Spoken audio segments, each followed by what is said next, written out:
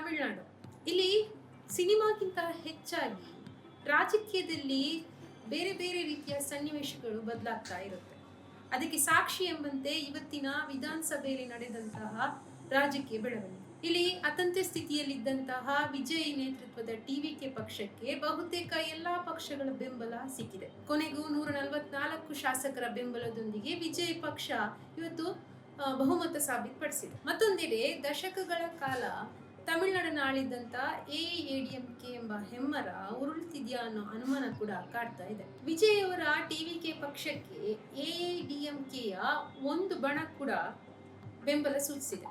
ಎಐಎಡಿಎಂಕೆಯ ಒಟ್ಟು 47 ಶಾಸಕರ ಪೈಕಿ 24 ಶಾಸಕರು ವಿಜಯ್ಗೆ ಬೆಂಬಲ ಸೂಚಿಸಿದ್ದಾರೆ. ಇದೊಂದು ಪಕ್ಷದಲ್ಲಿ ಮೂಡಿರುವಂತಹ ಬಿರುಕು ಮಾತ್ರ ಅಲ್ಲ, ಬದಲಾಗಿ ತಮಿಳುನಾಡಿನ ದ್ರಾವಿಡ ಸಿದ್ಧಾಂತಕ್ಕೆ ಬಿದ್ದಿರುವಂತಹ ಬಹುದೊಡ್ಡ ಮಟ್ಟದ ಹೊಡೆತ ಅಂತಾನೆ ಹೇಳ್ಬೋದು. ಜಯಲಲಿತಾ ಎಂಜಿಆರ್ ಕಟ್ಟಿದಂತಹ ಈ ಕೋಟೆ ಇದೀಗ ಪಳನಿಸ್ವಾಮಿ ಅವರ ಕೈಯಿಂದ ತಪ್ಪಿದೆಯಾ ಅಂತ ಅನುಮಾನ ಕಾಡ್ತಾ ಇದೆ.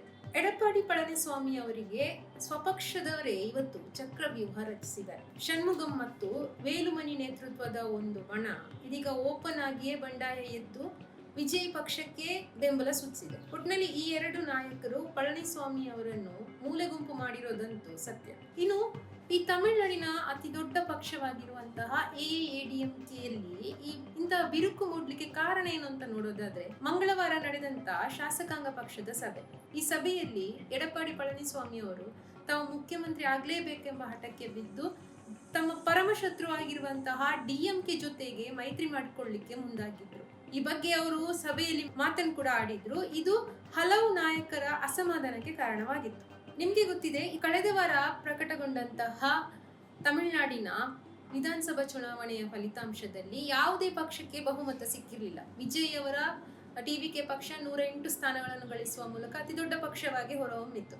ಅದೇ ರೀತಿ ಡಿಎಂಕೆ 59 ಮತ್ತು ಎಐಎಡಿಎಂಕೆ 47 ಸ್ಥಾನಗಳನ್ನು ಗಳಿಸಿತ್ತು. ಹೀಗಿರುವಾಗ ಯಾವುದೇ ಪಕ್ಷಕ್ಕೆ ಬಹುಮತ ಸಿಕ್ಕಿಲ್ಲದೆ ಇರುವಾಗ, ವಿಜಯ್ ಅವರಿಗೂ ಬೇರೆ ಯಾವುದೇ ಪಕ್ಷಗಳು ಬೆಂಬಲ ಸೂಚಿಸದೇ ಇರುವಾಗ ಡಿಎಂಕೆ ಜೊತೆಗೆ ಮೈತ್ರಿ ಮಾಡಿಕೊಳ್ಳುವ ಮಾತುಕತೆಗೆ ಮುಂದಾಗಿತ್ತು. ಇದೇ ಕಾರಣಕ್ಕೆ ಪಳನಿಸ್ವಾಮಿ ಮತ್ತು ಈ ಷಣ್ಮುಗಂ ಬಣದ ನಡುವೆ ಭಿನ್ನಾಭಿಪ್ರಾಯ ಮೂಡಿತ್ತು. ಕೊನೆಗೆ ಈ ಎಐಎಡಿಎಂಕೆಯಿಂದ ಷಣ್ಮುಗಂ ಬಣ ಹೊರಬಂದು ವಿಜಯ್ ಅವರಿಗೆ ಬಹಿರಂಗವಾಗಿ ಬೆಂಬಲ ಸೂಚಿಸುವುದಾಗಿ ಹೇಳಿತು. ಇನ್ನು ಎಐಎಡಿಎಂಕೆಗೆ ಈ ಪಕ್ಷದಲ್ಲಿ ಮೂಡಿರುವಂತಹ ಬಿರುಕು ಹೊಸದೇನಲ್ಲ. ಈ ಹಿಂದೆಯೂ ಹಲವು ಬಾರಿ ಪಕ್ಷದಲ್ಲಿ ಬಿರುಕು ಮೂಡಿ ಮತ್ತೊಂದು ಬಣ ಸೃಷ್ಟಿಯಾಗಿರುವಂತಹ ಉದಾಹರಣೆಗಳಿವೆ. 1972ರಲ್ಲಿ ಡಿಎಂಕೆ ಪಕ್ಷದಲ್ಲಿ ಇದ್ದಂತಹ ಎಂಜಿ ರಾಮಚಂದ್ರನ್ ಅವರು ಆ ಪಕ್ಷದ ವಿರುದ್ಧ ಧ್ವನಿ ಎತ್ತಿದ್ದಕ್ಕಾಗಿ ಅವರನ್ನು ಉಚ್ಚಾಟನೆ ಮಾಡಲಾಗಿತ್ತು.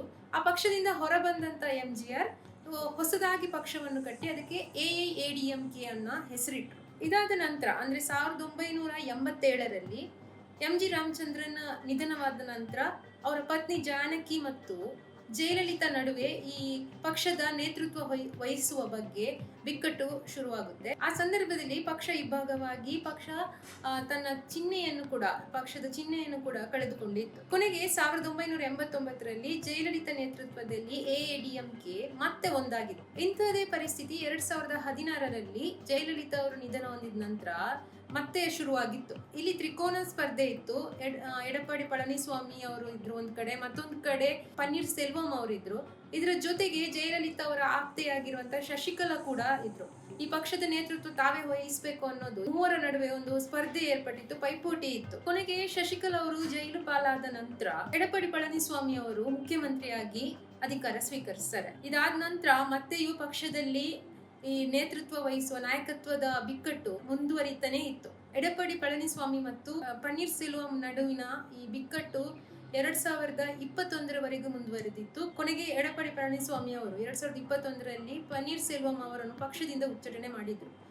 ಪನ್ನೀರ್ ಸೆಲ್ವಂ ಅವರು ಪಕ್ಷದಿಂದ ಉಚ್ಚಾಟನೆ ಆಗ್ತಿದ್ದಂತೆ ಡಿಎಂಕೆ ಜೊತೆಗೆ ಸೇರ್ಕೊಂಡು ಅಲ್ಲಿ ಆ ಪಕ್ಷಕ್ಕೆ ಅಧಿಕೃತವಾಗಿ ಸೇರ್ಪಡೆಗೊಳ್ತಾರೆ. ಆದ್ರೆ 2026 ಅಂದ್ರೆ ಇತ್ತೀಚೆಗೆ ನಡೆದಂತಹ ಚುನಾವಣೆಯಲ್ಲಿ ಎಐಎಡಿಎಂಕೆಯ ಈ ಕಳಪೆ ಪ್ರದರ್ಶನ ಇದೀಗ ಎಡಪ್ಪಾಡಿ ಪಳನಿಸ್ವಾಮಿ ಅವರಿಗೂ ಸಂಕಷ್ಟ ತಂದಿಟ್ಟಿದೆ. ಪಕ್ಷದ ಪ್ರಮುಖ ನಾಯಕರು, ಶಾಸಕರು ಇದೀಗ ಎಡಪ್ಪಾಡಿ ಪಳನಿಸ್ವಾಮಿ ಅವರನ್ನು ಅವರ ಪಕ್ಷದಿಂದನೇ ಹೊರಬಂದು ವಿಜಯ್ ಅವರಿಗೆ ಬಹಿರಂಗವಾಗಿ ಬೆಂಬಲ ಸೂಚಿಸುತ್ತಿರೋದು ತಮಿಳುನಾಡಿನಲ್ಲಿ ಒಂದು ಸಂಚಲನ ಮೂಡಿಸ್ತಾನೆ ಇದೆ. ಪನ್ನೀರ್ ಸೆಲ್ವಂ ಅವರು ಕೂಡ ಡಿಎಂಕೆಗೆ ಸೇರ್ಪಡೆಗೊಂಡಿದ್ದು ಡಿಎಂಕೆಗೆ ಅತಿ ದೊಡ್ಡ ಹೊಡೆತ ಕೊಟ್ಟಿತ್ತು.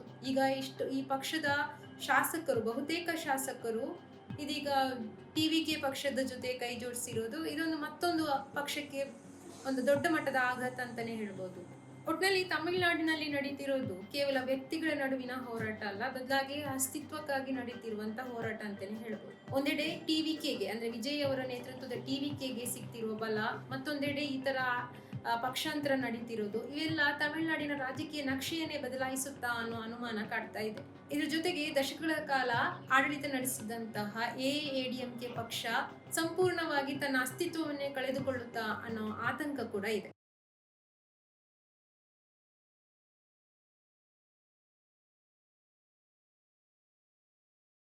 ಹೆಚ್ಚಿನ ಸುದ್ದಿ ಅಪ್ಡೇಟ್ಗೆ ಈಗಲೇ the federal Karnataka YouTube page ಅನ್ನು ಸಬ್ಸ್ಕ್ರೈಬ್ ಮಾಡಿ.